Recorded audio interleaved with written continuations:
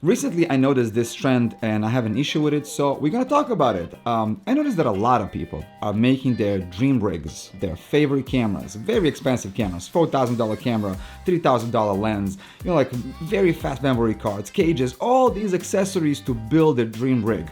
And I'm very happy for them, don't get me wrong. But once your dream rig is done, do you really go on Amazon and buy the cheapest ND filter for your rig that you can find in order to save money? Why do you hate yourself so much? If you would have a Ferrari, would you buy $50 Ling Long tires for your Ferrari in order to save money? That's exactly what I thought. But let's start from the beginning. What are ND filters? Well, ND stands for neutral density. As the name itself says, it doesn't say anything. But technically, their job is to be boring. Their job is to be party poopers because they're here to kill the light for you before it reaches the sensor of your camera. Now, some of you might say, if they're party poopers, why do we need them? Well, in order for you to keep the cinematic look on your video, your camera has to keep your shutter speed locked at the double of your frame rate. But during most of the daylight shoot, if you set up your camera with those settings, your footage looks pretty blown out. Something like this. And if you crank up your shutter speed during the daylight to compensate for those f-stops like I just did here, I'm on like 1/2000, you get this stuttering security camera footage with zero motion blur. And this is where this ND filter comes in handy. You see, we went from that zero motion blur in that video to this video that has this beautiful cinematic motion blur. This kind of look that when people see your video, they think that you know actually what you're doing. And generally, there is three types of ND filters. First and most convenient ones are variable NDs. These offer a kind of wider range of ND stops in one filter. Usually they're from 2 to 5 or 6 to 9, and some brands even have up to 10 stops in one filter. You just twist the filter to darken up the image and twist it the other way to lighten it up.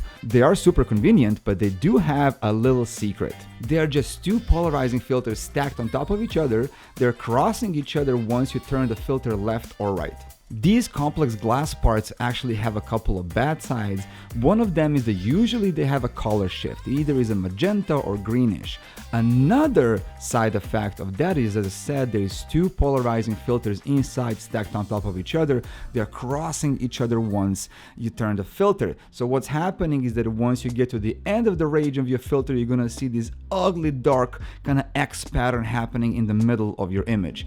It's really unavoidable because the filters are physically passing on top of each other, and on the wider lenses you can usually see a lot of it, while on the longer lenses it's kind of a little bit more avoidable. Another thing that variable NDs bring with themselves is vignetting. Again, on the wide lenses, a lot more noticeable than on any kind of longer focal length. Now, after variable NDs, we have fixed screw-on NDs. Now, the downside of screw-on NDs is that screwing them on and off your filter every time when the light changes, it takes time. Third, and my favorite one, are these magnetic ND fixed filters. These just snap on. You screw this onto your lens, this is your filter, bam, done. If you want to switch it to another filter, bam, take this one off, put another one on.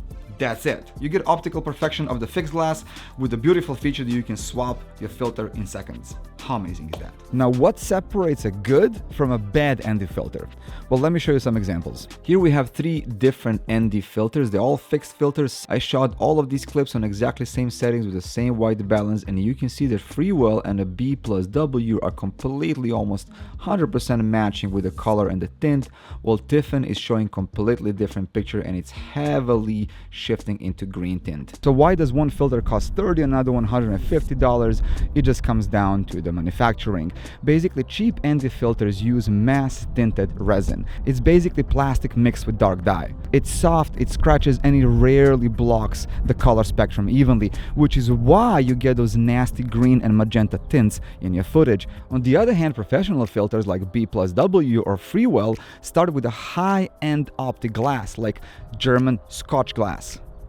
Scotch? Scott? I don't know how you pronounce that. I hope it didn't insult anyone. Then instead of dye, they use thin film coating. They put the glass in a vacuum chamber and literally blast it with atoms of metal. They also added nano coating to repel oil and water, and infrared cut layers so your black clothing don't look muddy red in the sun. So you're basically not paying for just a dark piece of glass. You're paying for optical engineering. Now, when you decide to buy an ND filter for yourself, you need to know what strength of the filter do you need. Usually those numbers on the side of the filters, Might be confusing to some, but don't worry, you don't need a math degree to understand how this works. If you see, let's say that it says 0.3 or 0.6 or maybe 0.9, that means that 0.3 is one stop of light, with naturally 0.6 would be two stops of the light, and you see where I'm going with this. Some brands like Freewell might have different signs. Freewell has ND8 and ND64.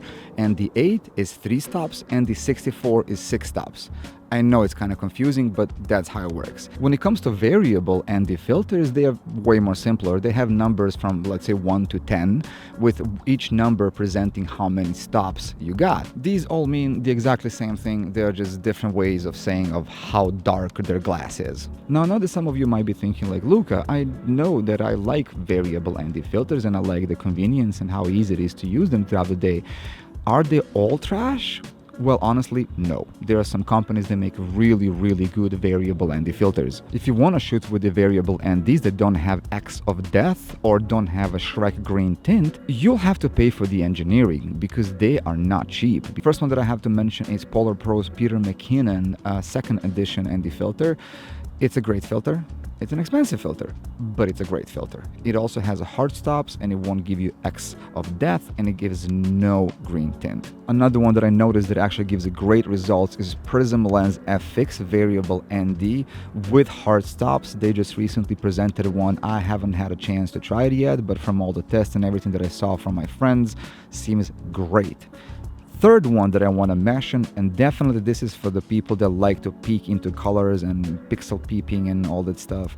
Nissin's True ND filter is absolutely amazing. It's slim, it gives a beautiful color, it gives no distortion, but again, expensive.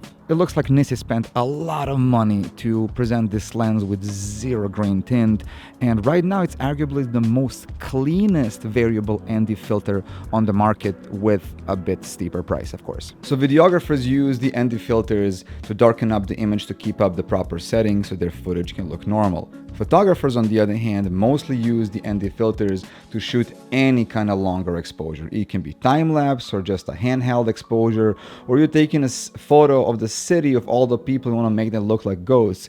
If you want to run that exposure for a couple of seconds, you have to have very, very dark ND filter. But even with all these great variables of ND filters from these companies, I personally still find it easier to work with the fixed NDs, especially these magnetic ones that I got from Freewell.